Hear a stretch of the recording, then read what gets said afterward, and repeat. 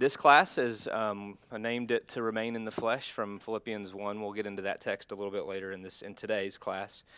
And ultimately, when Reeves approached me and Chris approached me about what to discuss in this class, we kind of initially started talking about biblical ethics. And I said there are very few areas in life where I have any authority or knowledge, and this is one of them. So how do we think about how we live life in our body, and how do we honor and glorify God in our body? There's a plethora of texts and scriptures within the Word to discuss. And today, I want to kind of just give an overview, kind of make a brief diagnosis of our current healthcare climate, our current health climate, how we approach it as individuals and as a society, and give the basis for what the remainder of the weeks will be discussing.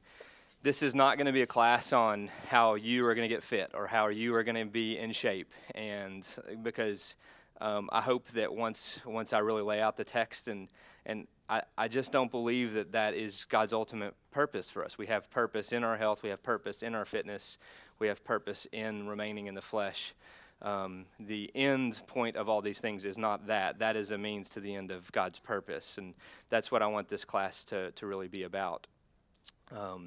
And at the very end of the course, we will discuss some of those things from an evidence-based standpoint in terms of some basic things we could all be doing, and hopefully we'll all realize we're all not doing many of these things. So just want to start off by kind of giving just a very brief overview of just of how Jesus and the Bible dealt with our body, just a few scriptures. I mean, so Jesus knew that everything about his earthly life, including the body that he inhabited, was to fulfill God's intended purpose.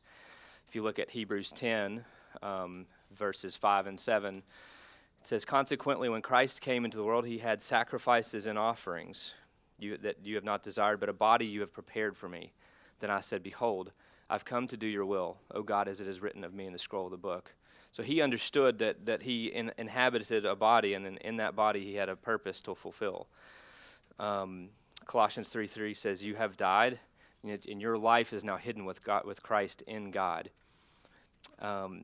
Dietrich Bonhoeffer, a German theologian, said that man's body is not his prison, his shell, his exterior, but man himself. Man does not have a body. He does not have a soul. Rather, he is body and soul. The man who renounces his body renounces his existence before God the Creator. And oftentimes in healthcare, we disembody ourselves. We view the body as being separate from the soul, or the soul as being separate from the body. This is a huge dichotomy in this culture. If you think about how specialized healthcare has become, we no longer look at the body as a whole. We no longer look at the soul as part of the body.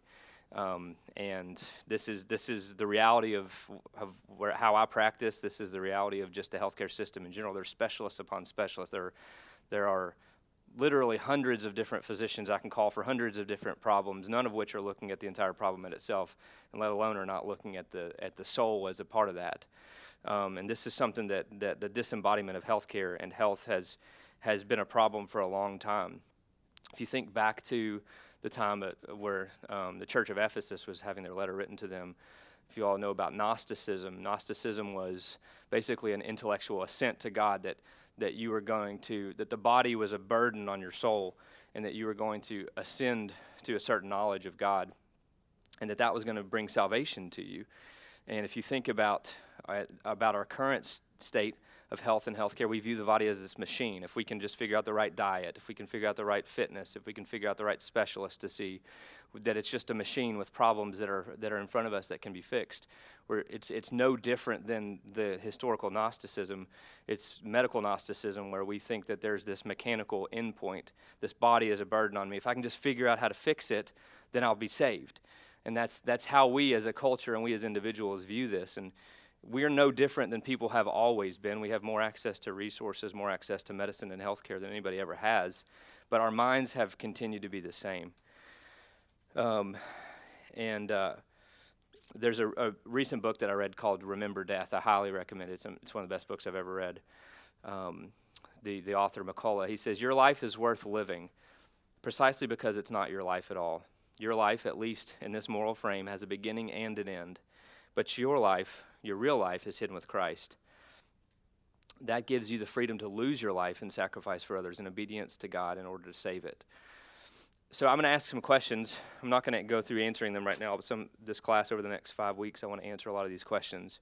But I want you to think about some of these questions and answer them in your own mind. Do you have answers for them? So what is life? When does it begin? How do you define it? Is it when conception begins? You know, is it before that? God says that he knew us before the foundation of the earth. Is it before that? Is it after birth, as some people try to define it? How do we protect life? Whose lives do we need to protect with health and health care? So what's the purpose of health? How would you define health? Does this purpose or pursuit of health bring anxiety in your life? If it does, what does this imply about your view of death? Is this consistent with the Bible? Is this consistent with the good news of Jesus Christ? Are health and healthcare, are they rights? Is it a right? Is it a commodity, something we purchase? Is it a gift? These are very important questions. So what does your view of health, of your health and health care, reveal about your love of your neighbor, about your love of every person around you?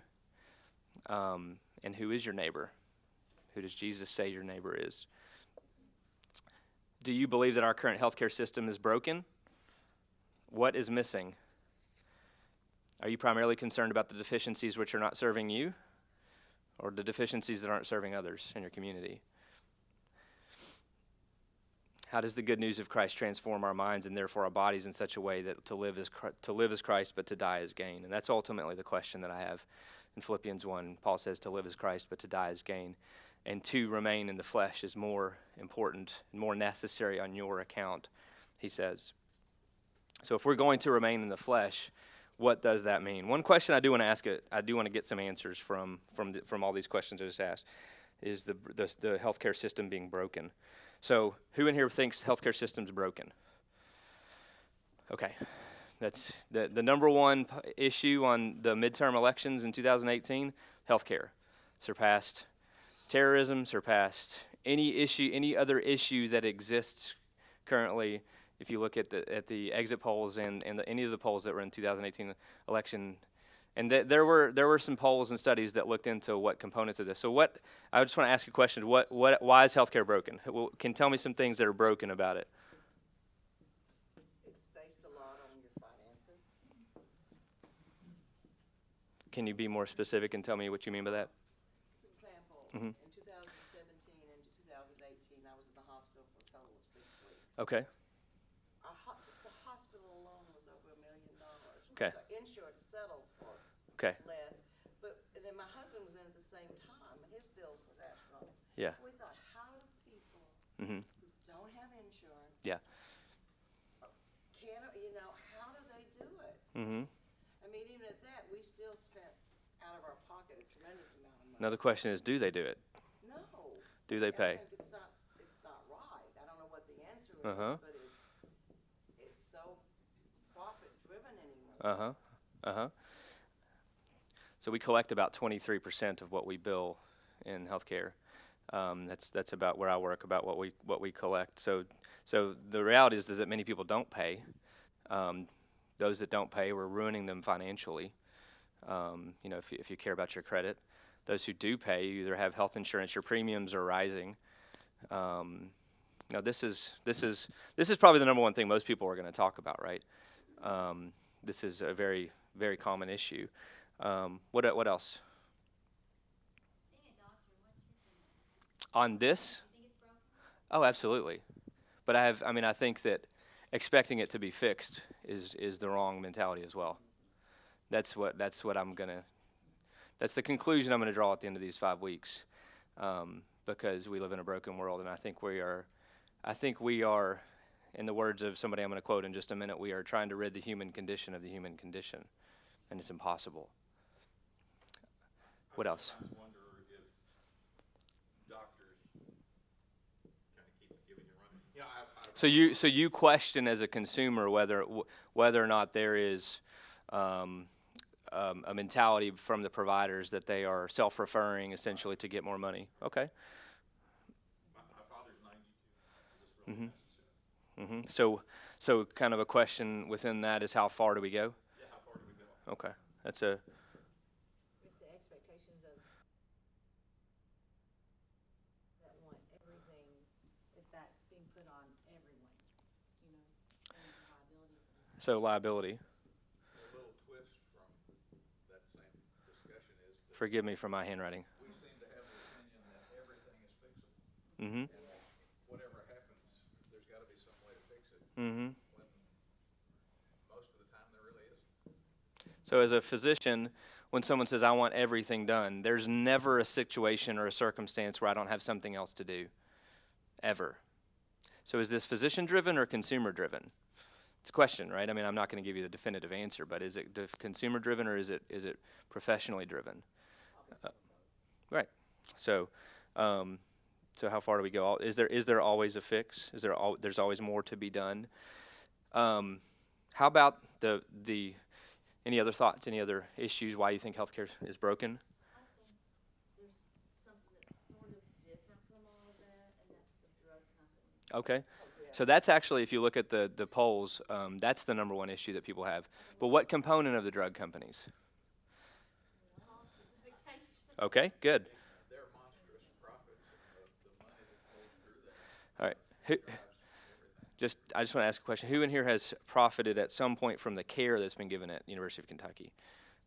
Okay. Like, and just benefited in terms of care. So guess what percentage of the bottom line is from pharmacy? Depending on who you ask. Like in terms of them staying afloat. 50 to 100%. So this is, to a lot of people, a necessary evil. And our drug expenses, are they unbelievably expensive? Yes. And this is the number one issue that people have in terms of polls. It's the cost to themselves, right? It's the cost to themselves. At least Congress is beginning to ask that question. Yes. But one of the things, in healthcare, I mean, as we continue to pursue more and more and more and more and more, which is what our society wants. Oftentimes, these pharmaceuticals are both a blessing and a curse, right? I mean, we have drugs now. One of my areas of research is in hepatitis C, and it's a disease that just a few years ago was not quite a death sentence, but I mean the treatment was essentially chemotherapy, and it only cured about half of people, and now it's universally curable with a tolerated treatment. I mean but the drug costs just a handful of years ago were over $100,000 per patient, and it's like how much is life worth? How much is quality of life worth? These are just. I'm not answering all these questions. I just wanted to bring about what on here has not been really brought up from here. And I'm not calling anyone out, but I just want to point this out because this is exactly what I expected the answers to be.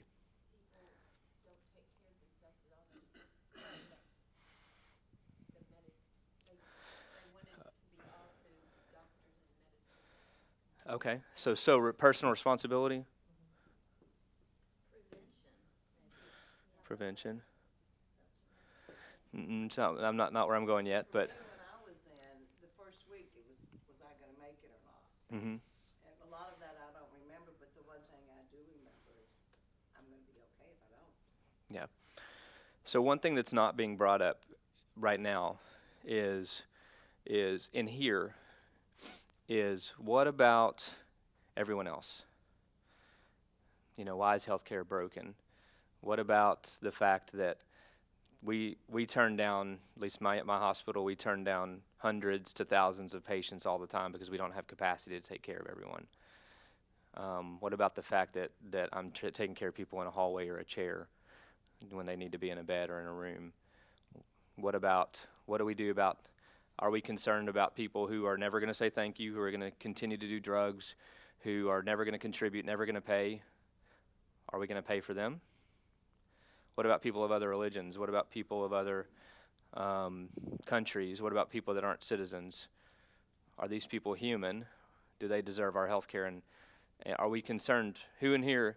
I mean, I'm not saying that these things are wrong, but these things are not our primary concern as individuals. And while I absolutely think that there's the last week of this is your own personal health, which is what I want to focus on at the very last week, I want to make an argument that as a church, as the bride of Christ, we aren't as focused on others as we should be, and that our concerns are primarily why we as individuals aren't being served. Do I, as a healthcare provider, want to serve every individual in the best way with the best experience possible? Absolutely, but it's impossible.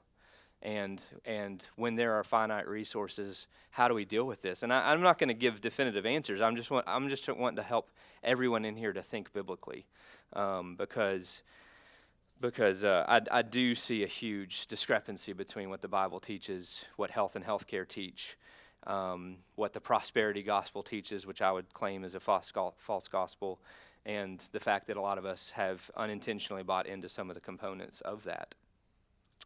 So as we ponder all these things and we think about these things, I do want to point out that to start out with, just modern medicine is absolutely miraculous. I mean, what I have access to on a daily basis, I mean, the lives that have been saved over the last few hundred years with vaccinations is absolutely incredible. Some people in this room may be old enough to actually remember people who have had polio or who have had diseases that vaccinations have completely eradicated. Our generation, we don't remember that. I mean, I've only seen 2 cases of chickenpox. I've seen almost 50,000 patients, and I've seen only 2 cases of chickenpox. I have seen maybe 1 case of mumps. Where there's a recent measles outbreak. But, I mean, I've never seen smallpox. There's so many things that vaccinations have eradicated. It's incredible. Antibiotics. I mean, I have at my fingertips an unbelievable number of antibiotics for infectious disease. Less than a century ago, the number 1 cause of death were from infectious complications. And still, internationally, the number 1 cause of death is oftentimes infectious. Tuberculosis is a good example. I mean, we don't see that really here in the United States. Surgeries and anesthesia. I mean, can you imagine just 100, 150 years ago having to have surgery without anesthesia? I mean, that's, just things that we take for granted. The research, genetic medicine nowadays, we're starting to cater both cancer therapy and all kinds of other therapies in terms of how drugs interact with you from a genetic basis. This is incredible. We couldn't even fathom looking at the genome of a human being just a few decades ago, and now you can send a few $100s off and send it to one of these companies, and they can code your genetics. I mean, this is incredible. Advanced imaging. I mean, I have 5 to 10 bedside ultrasounds available in my department. We have MRIs, we have CAT scans. CAT scans just a few decades ago that were a huge burden to try to accomplish. Now, we just crank people through these machines, and it's unbelievable the amount of information that comes to this. Access to care. We took care of about 130,000 patients in our department last year. I mean, this is just one department last year. There are over 1 million outpatient visits. We take care of literally anyone, no matter in this country. There are laws, I don't know if you're familiar, there's something called EMTALA, which basically says that no matter who you are, no matter your ability to pay, like it's against the law to not treat you in a hospital. So to some extent, universal health care is already there. A lot of people don't even realize that. It's been there for almost 30 years. Those laws were in the 1980s when that first came about. So this is all incredible, right? So life expectancy is longer than it's ever been. Cure rates from diseases are better than they've ever been. Is life better? Are we more well? Are we? I mean, I would argue that we're not. The amount of anxiety and depression that I see is unbelievable and overwhelming. The suicide rates are higher than they've ever been. Physician suicide rates are more than twice the general population. We recognize this. Physicians pour their lives into these things, and it's never enough. They know it. Anxiety and depression and just overall wellness is arguably worse than it was in the past. And my question is why? Why is there so much anxiety when things should be so good for us? Why do we continue to be anxious, so anxious in our health, and be so concerned about this body? And I think that as humans, we have always had eternity in mind. That this is not something new in terms of wanting to live forever. This is something that human beings have always wanted to do. I'm going to read to you something that is very, very disturbing. Does anyone know who Sir William Osler is?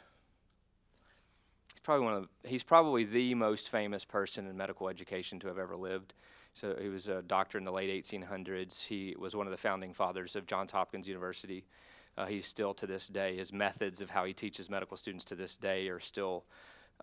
He was basically the first person to teach at the bedside and to treat the patient as a human being. And he did come from a religious background. But I want to read to you something, a talk that he gave that he named Man's Redemption of Man, from 1910. He says, "For pleasant is the flesh. The beautiful and soul harmonizing with the beautiful body is as much the glorious ideal of Plato as it is the end of the education of Aristotle. What a splendid picture in the book 3 of the Republic of the day when our youth will dwell in a land of health, amid far sights and sounds, and receive the good in everything and beauty, the affluence of fair works, shall flow into the eye and ear like a health-giving breeze from a purer region. They insensibly draw the soul from the earliest years into likeness and sympathy with the beauty of reason. The glory of this zeal for the enrichment of the present life was revealed to the Greeks as to no other people. But in respect to care for the body and the common man, we've only seen its fulfillment in our own day, but as a direct result of methods of research initiated by them." So he's saying that this hope of this perfect life was only becoming real in the late 1800s. "My generation was brought up with the belief that man was in the original state a very noble and exalted creature, being placed as the head and the lord of this world, having all the creatures in subjection to him. The powers and operations of his mind were extensive, capacious, and perfect. To quote the words of one of my old Sunday school teachers, it is not too much to say that Charles Darwin has so turned man right about face that no longer looking back with regret upon a paradise lost, he feels already within the gates of a paradise regained." He went on to describe the discovery of anesthesia on October 6, 1846, in the amphitheater of the Massachusetts General Hospital. He said that we've been given a new Prometheus, a gift as rich as that of fire, the greatest single gift ever made to suffering humanity, talking about anesthesia. "The prophecy was fulfilled." This is his quote. "The prophecy was fulfilled. Neither shall there be any more pain. A mystery of the ages has been solved by a daring experiment by man on man in the introduction of anesthesia. At the stroke of a curse, at a stroke, the curse of Eve was removed. He believed that with enough time and energy and money," in quotes, "that we could relieve the human condition of the human condition." This was one of the most influential teachers in the history of medicine. He named this talk "Man's Redemption of Man." If you want to know why doctors, and I agree with this perception, which is one of the reasons why oftentimes I don't even tell people what I do, why doctors view themselves as gods, is because of this. They really believe that they're redeeming men, that they are taking the place of what used to be the role of Christ. Nowadays we're postmodern, we're post-Christian. A lot of people don't even know what that meant nowadays. But in his time, Christianity was pervasive. And he was basically taking Scripture and the promises of what's going to happen in eternity and applying it to his present, saying that it was man redeeming man, that we were fulfilling the prophecies as a medical community. I don't know if that disturbs you, but that really disturbs me. The way that he described this.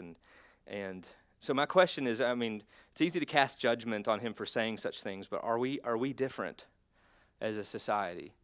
Are we so in hope of a prolonged life, of a life without suffering, of a life without pain? Are we different?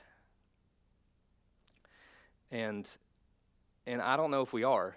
If you look at the reality, the evidence of our culture, going back to how far do we go? We live in fear of it And for every person in here, the it is something different. And our entire society is consumed by it. By stopping too soon, we've lost control of it. Is that cancer? Is that being in the ICU and being on a ventilator? And again, I'm not advising or I'm not making any political answer here. Like I'm not saying that we have to ration healthcare. We have to pull back. I don't have answers to all these things. I am pointing out the reality of our culture and our situation. So what is it? Is it pain? Is it disability? Is it a disease? Is it some incidental finding that was found on an imaging test, which is very common nowadays? What is your fear? What is the it that you have feared? And by stopping the consumption of healthcare, are we losing control of it as a society? Almost 20% of our GDP is spent on healthcare. This number continues to rise. That was over $3 trillion last year on healthcare. If you look at Medicare spending, it's been quoted that 25% of Medicare spending is in the last year of life. I will say that I believe, reading other literature, that's probably to some extent false. That 25% is probably the last 3 years, and very little of that money is actually spent on the very last component, like last-ditch efforts in people's lives. So it's more money that we're spending on chronic disease. So the argument that we're doing futile care by admitting people in the hospital or in the ICU is probably not as good an argument as they thought in the past. It's more chronic care and treatment of chronic disease. So, I mean, does anyone in here or anybody in America believe that we shouldn't treat chronic disease? No. I mean, nobody's going to say don't treat COPD or don't treat heart failure or don't treat end-stage renal disease. I mean, we're going to treat all these things, but it's expensive. Who's going to pay for it? Are we going to pay for other people who can't or won't pay for it? These are questions that we have to answer. We spend more than 2 times of what any other country in the world spends on health care. We already talked about in the midterm elections how health care is the number one political issue.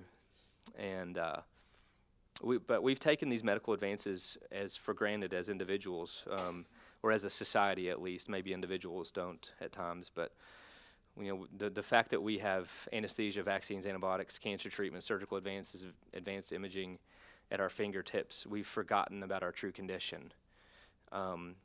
We want as individuals and expect to be relieved of the human condition, and as a result, we are not well. This is what has brought anxiety into our lives and into our souls, because we have forgotten our human condition. People don't die because of a failure of medicine, because of a failure of healthcare. They die because they're human. We're humans, and we all die. And we have forgotten about this in our society. We have forgotten about death. That book, Remember Death, has been it's an incredible book if you guys read it. So over the next few weeks, so what I want to talk about, I'm going to break them down in kind of the problems, and I want to address on the front end some of the things as Christians and having a biblical worldview that we can maybe change our own minds. And we're not going to fix any of these societal problems, but we can potentially change the way that we view how we move forward as individuals with healthcare. And I hope one of my biggest goals over time is to help train young physicians and young leaders in healthcare to have a biblical worldview, because it's just not there. I do want to take a step back and just ask you to think about the providers that are taking care of you. When you're an 18-year-old and like me, and I knew nothing about life, I was a Christian when I was 17. I knew nothing about the Bible, and you make a decision to go into medicine. You think about the next decade of that person's life. I mean, they are completely consumed with studying. Even if you've grown up in the church and you're an 18-year-old and you make a decision to go into any type of healthcare, professional healthcare. By the time you're at the end, then you really haven't spent that much time in the Word. As a general whole, like I think that God has blessed me with the career that I actually have. I don't work the hours that other physicians work, and God's allowed me to spend time in the Word over the last 15 years. But the vast majority of trainers don't, even if they have the most pure of intentions. So they go into healthcare, even for good purposes, to want to glorify and honor God. But at the end of it, they know all kinds of medicine, but they've almost forgotten everything and know nothing about God and Christ. And to expect a medical society, a group of medical professionals, to behave like Christians, I want you to stop expecting that. and to also have some compassion on them, because the amount of depression and anxiety within healthcare is overwhelming. Yes.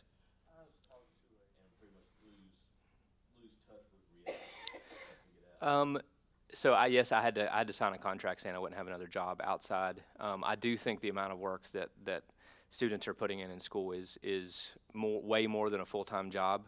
They do lose sight of reality.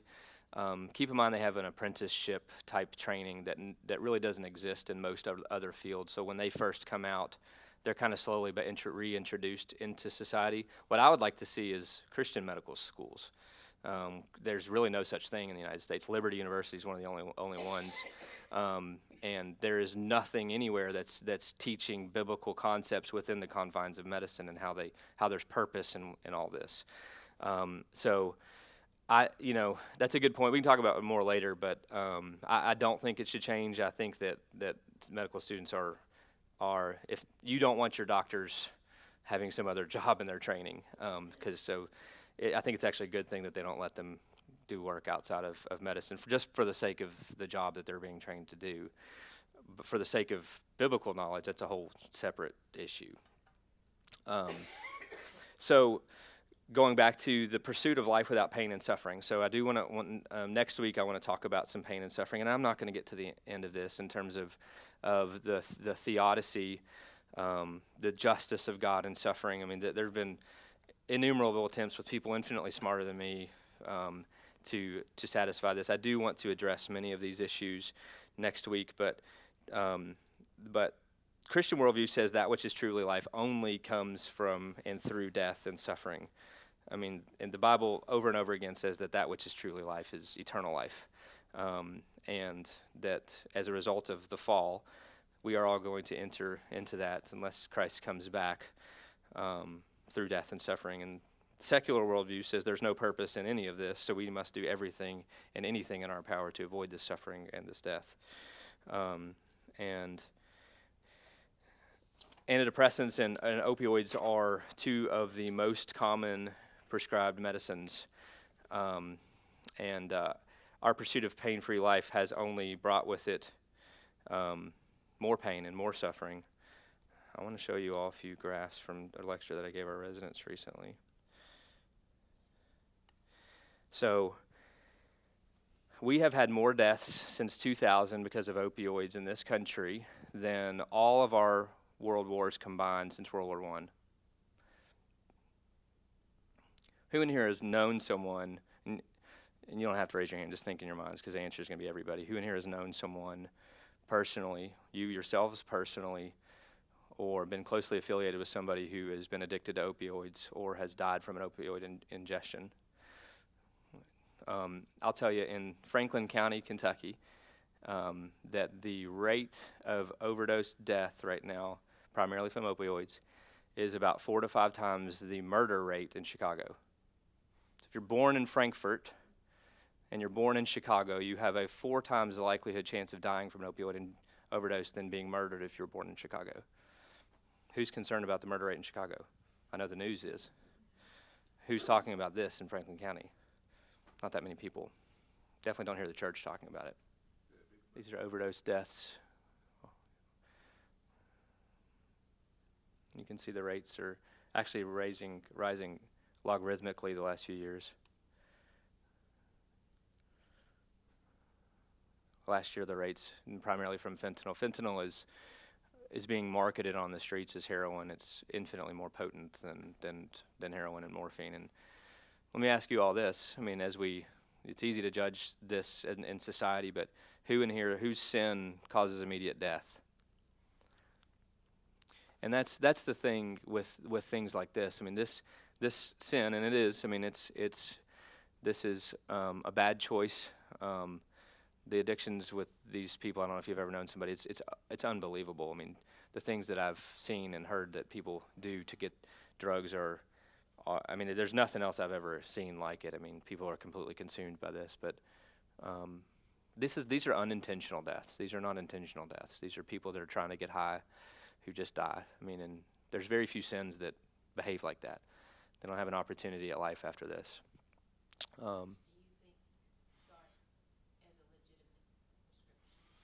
Historically, it was a lot back in the 90s. The vast majority of it no longer. So, and that's an interesting component. So I'm glad you brought that up, because how did all this really start? So in the 1990s, OxyContin was marketed by Purdue Pharmaceuticals, and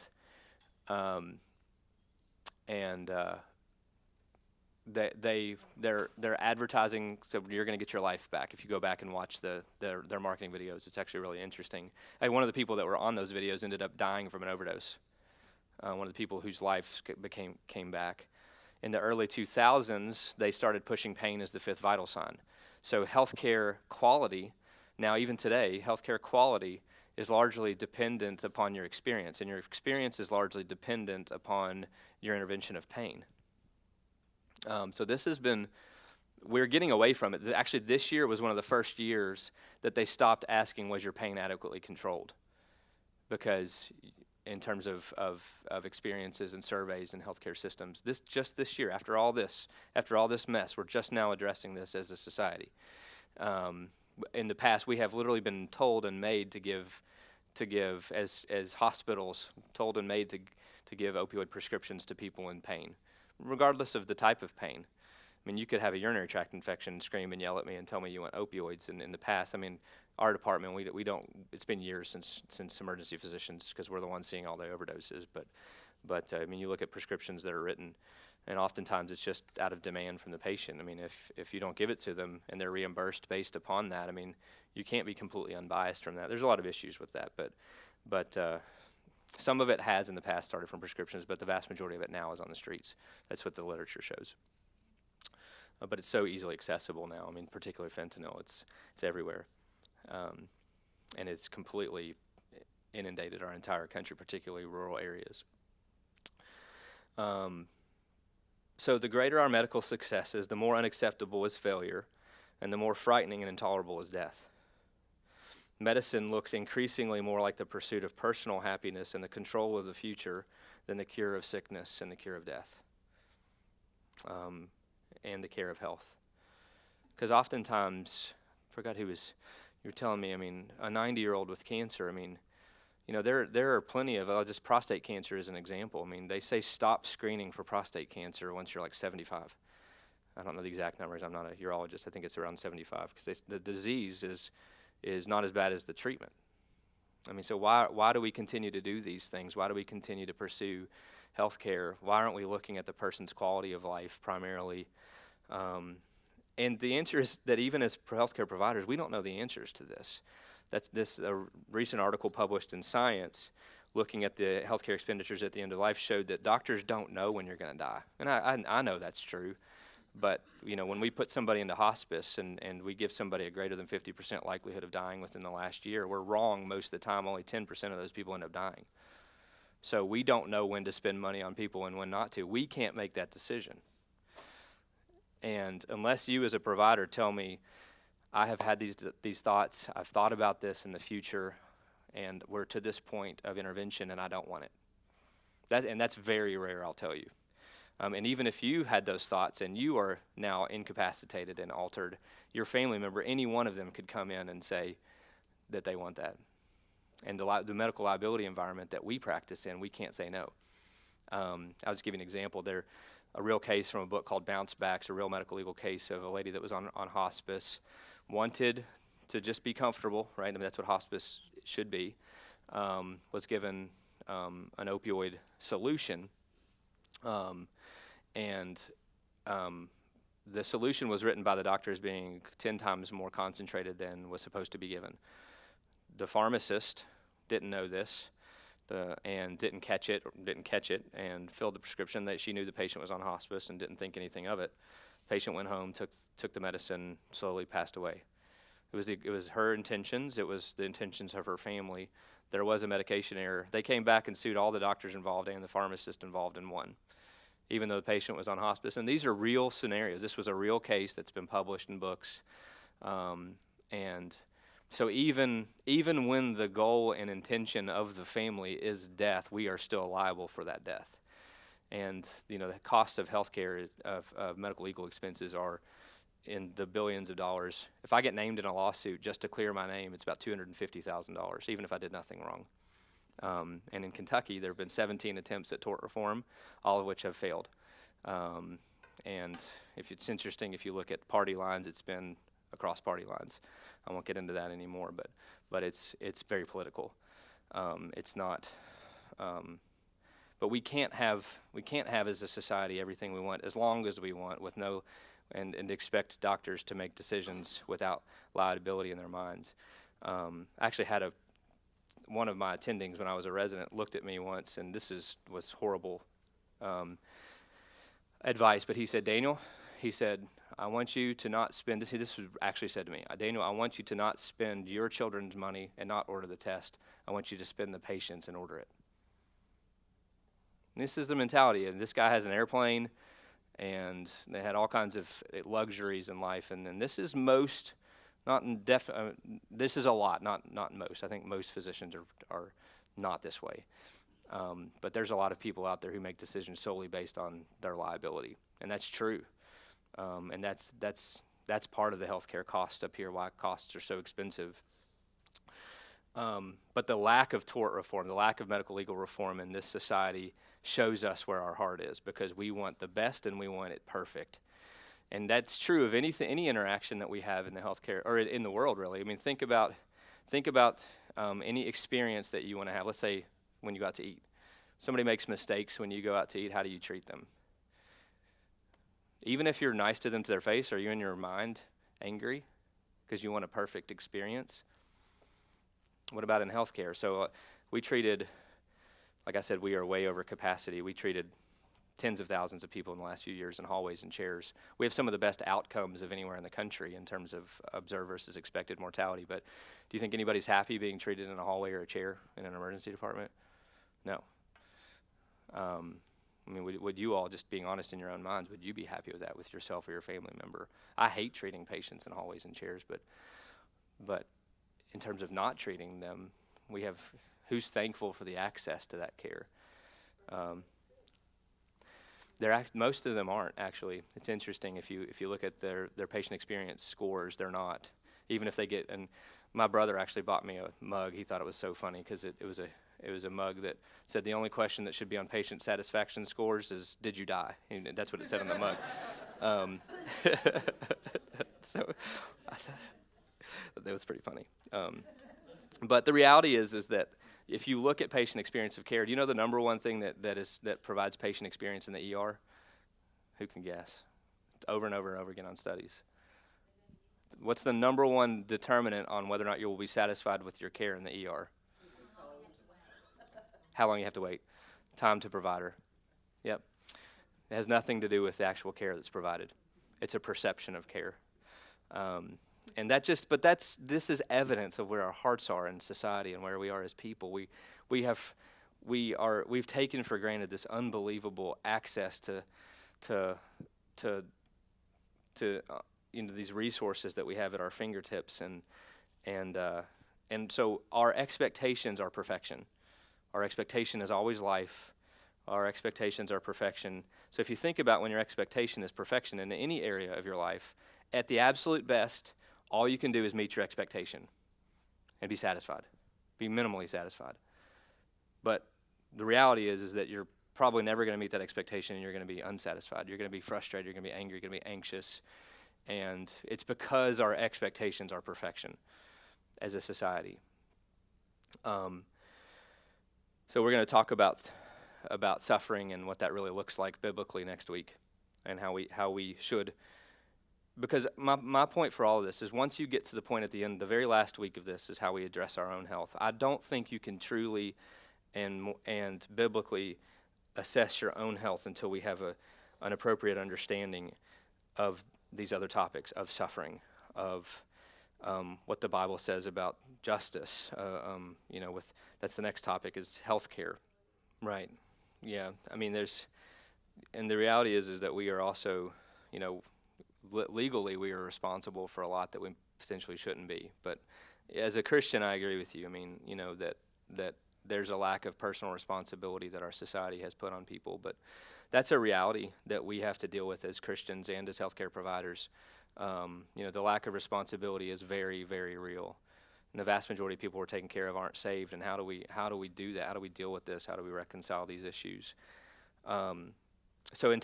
Implications for healthcare, and I'm running out of time, so I'm going to try to speed up just a little bit.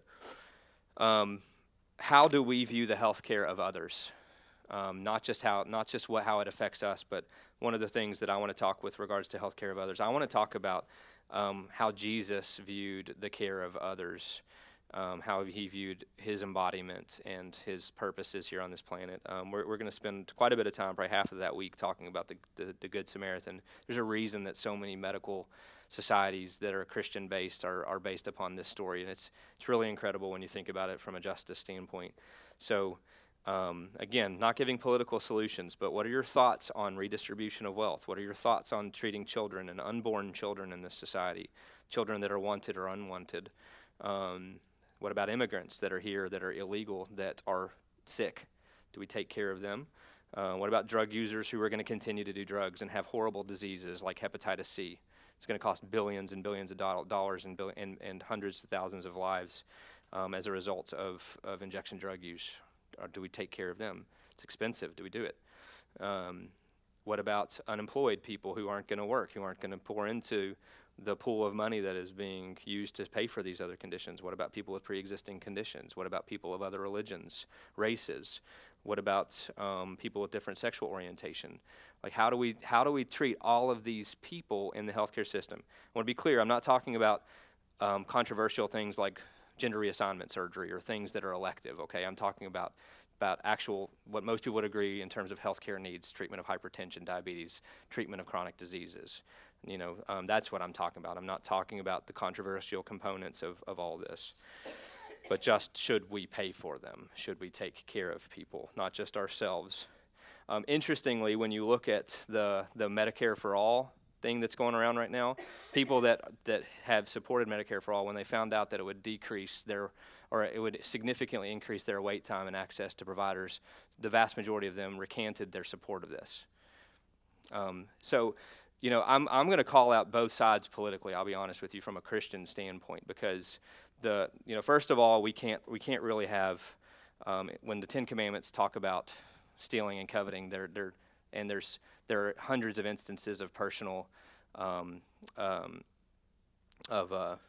possession after the acts, everything in common account. There has to always be personal possession. I mean, so as Christians, we can't be in support of a communist or socialist society biblically. Wayne Grudem has an excellent book on this called Politics According to God, if you are interested. But when we say we care about everyone except unborn children, we don't care about everyone. I actually had somebody at work the other day who said something equally aggressive towards the right. They told me, and I'm very conservative, for the most part. They said, Republicans only care about life until birth, right? And we didn't get in an argument, but I was like, I understand your perception, because when my mentality politically is I'm only going to pay for myself, I only want what's for myself, I'm not going to pay for other people, they're not going to pay, and they're undeserving, they're not even supposed to be here, they're not paying into this. Like, that's not Christian. So how do we think about these things? How do we love for our neighbor? Who is our neighbor? We're going to talk about that a lot. And then I think the Bible is very compelling with how we're supposed to address this. And the majority of the time, it's to burden ourselves for the sake of others, even when they don't deserve it, because that's what Christ did for us. So week 3 is going to be remembering death. We live in a society where death is... Some people say we live in a death society. I think we live in the opposite, because the only deaths we talk about are fantastical deaths that don't happen to everybody. When I talk about death in the hospital, it's referred to as expired. When I fill out a death certificate, it's called a vital statistic. When you go to a funeral, you're dressed as if life is continuing. If you've ever seen somebody actually who has just died, like in a hospital setting or anything, if you've ever been around it, just 100 years ago, people died in homes. So kids, everybody were exposed to death. We're not exposed to real death unless you're in a healthcare setting nowadays. So the only death you see is somebody who looks awesome, who's laying on a memory foam mattress in their casket. I mean, they actually have memory foam mattresses and caskets. So death is actually not something we remember with regards to how we view this current life. So that's going to be a lot of this topic or this content will come from that book that I recommended. It's a very good book. Then we're going to talk about hope and the cross, because here's the reality. Even though we have this unbelievable access to health care, and I have unbelievable access to providers and specialists, it's still not, we still don't have control, and we're still vulnerable. I'm still going to die one day. I'm still going to be a likewise sufferer. I've had, just this week, had to tell young, relatively healthy people they had metastatic cancer. My last shift, I had a person that was 40 that died. Unexpected. I've had children, innumerable children, who have been murdered by their parents, who have been, who've died from cancer, who have died from infectious complications of diseases. I have seen innumerable people with cancer. I trained in Birmingham. I saw a murder almost daily. I mean, I try not to think about these things too much because it just tears me up. But, I mean, no matter, this is why doctors want to commit suicide. If you don't have faith, if you don't have an eternal perspective, this is the reality. We cannot control this. We are all going to die. And unless you address this and live life with that perspective in mind, not from an anxious standpoint, but just with an understanding that anything that you have until that point is a gift, then you can't truly live life, because all you're thinking about is how you can be in control of that end, of that it. Once that's free, once you're freed from that, once you realize that the neediness of yourself and the neediness of others will never be satisfied, then you can truly be freed as an individual and as a healthcare provider to love and to live. But you have to recognize, we all have to recognize that the neediness of ourselves and the neediness of others will never, ever be satisfied this end of heaven. We should still try. I mean, I think, and that's where the gospel is demonstrated to those who are undeserving of our love and of our care. And if that means that as individuals, that it's going to mean a lot out of our pockets and a lot onto our backs, then so be it, I think.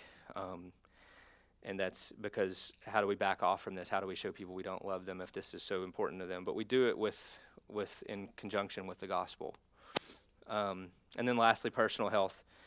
We're going to talk about that at the end. Fighting to deliver. We're fighting to be delivered from this body. We're going to talk about the two extremes of when we do things wrong, idleness and idolatry. There's absolutely idolatry in health. You look at the fitness craze. You look at, some of the fad diets. I think one of my biggest pet peeves right now, I'll just go ahead and tell you, is when Jesus said he was the bread of life, any diet that completely takes out of bread out of everyone's diet, I'm like, seriously? I mean, Jesus would not have compared himself to something that was incredible. It just bothers me. Just, these fad diets and these trying to figure out some way to live forever. One of my good friends is starting up a clinic where he's stopped doing emergency medicine, and he is doing all this genetic and cosmetic thing, all these genetic and cosmetic things, and he literally told me he's going to live forever. I think he's serious. He's doing all kinds of crazy things in terms of his diet, and trying to figure out some new way to live forever is just, it's not going to happen. It only brings more anxiety, I think. But Daniel, when you have people like that who only have the promises of this life, It makes sense. it makes sense. Yeah. I agree. So that's why, how far do we go? Well, if you only have this life, Then you go forever. go as far as you can. And if somebody messes things up, then the liability issue, man, you caused me now not to be able to live longer, and so I'm going to sue you. And, Yeah. It's when you only have this life. Yeah. You look forward to it. And I understand, I mean, it's great. it is, and I definitely, I think I've learned to live in that reality. That's the reality I live in on a daily basis at work. And you're absolutely right. Seeing somebody die who is not a Christian is horrifying. I don't know if you've ever watched it, but it is. And then seeing somebody who dies that has peace is so beautiful. It's really. I mean, I don't know how people that don't believe see just that, and aren't completely convinced that faith is real. I mean, how can you go through that very, very quickly. If you have a chance to write down these two scriptures, because I wanted to get into them much more in depth, but I spent too much time talking. Philippians 1:18 through 2:18, and then 2 Corinthians 5:1 through 21. Just real quickly, because this is what the whole class is based upon. You know, Paul's in prison. His impending death is very close. He doesn't know if he's going to live or if he's going to die. And he says, "For me, to live is Christ, but to die is gain." And if I'm going to live in the flesh, this means fruitful labor for me, yet which I shall choose, I can't tell. I'm hard pressed between the two. My desire is to depart and be with Christ, for that's far better. But to remain in the flesh is more necessary on your account.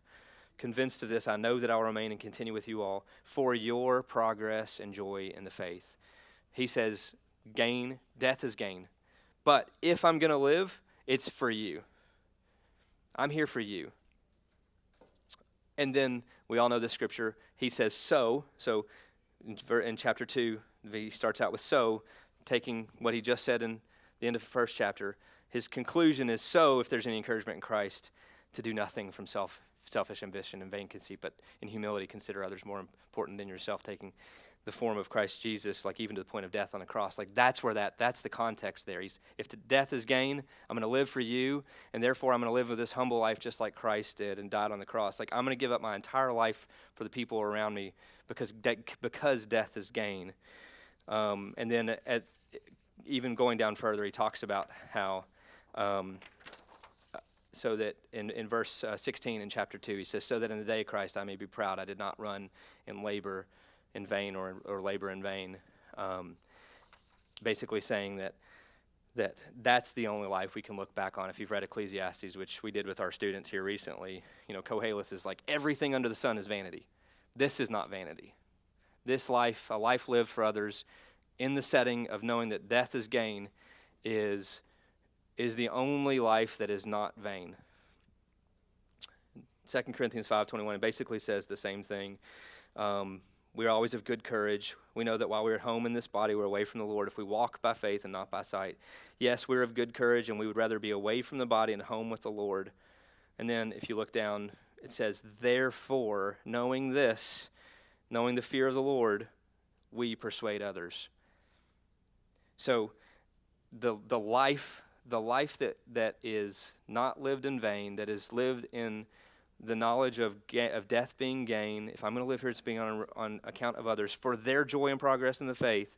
Therefore, we persuade others. I mean, these are the things that Paul is talking about. We live a life of evangelism. We live a life of service.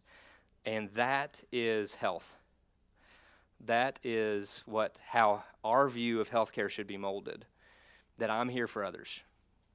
And because if I'm going to remain in the flesh, it's not for me, because I might die at any moment. That's what Paul's saying. I might be suffering, which I'm doing. I'm in jail. But if I'm going to remain, it's on account of you. I'm going to persuade you. I'm going to increase your joy and faith. And at the end of my life, I'm going to look back and say that this is not vain. And that's the only thing we can do. So that's the next few weeks. I know this may be completely different than when you thought this class was going to look like, but I see the limitations of medicine, and I've actually struggled with remaining in the field. I'll be honest with you. Anybody who knows me knows that that's true. But I hope that it's so that this type of class, again, I'd love to teach more medical students in the future, but I'm really excited about this just because it's allowed me to get some of my thoughts together. And I hope this blesses you. Hope this ultimately brings worship to God, and I hope you come back. So I'll pray real quick and let you all go. Dear Heavenly Father, God, I do just thank you for a hope of eternity with you. God, just the reality that if we believe in you and what your Son has accomplished on the cross for us, that dying is gain. God, I pray that we would all live in the truth of that, Lord. And God, that any health that we have, God, that we would recognize that it's a gift. And God, that it's a gift to serve those around us. Even if we may feel like we can't physically, God, I know that we can spiritually and emotionally. Father, I pray that this church would be lifted up. And God, that we would live for those around us, that we would live for our community, and that we would affiliate ourselves more with your word and the Bible than we do with any political party. And God, I pray that our hearts would break for those that are suffering.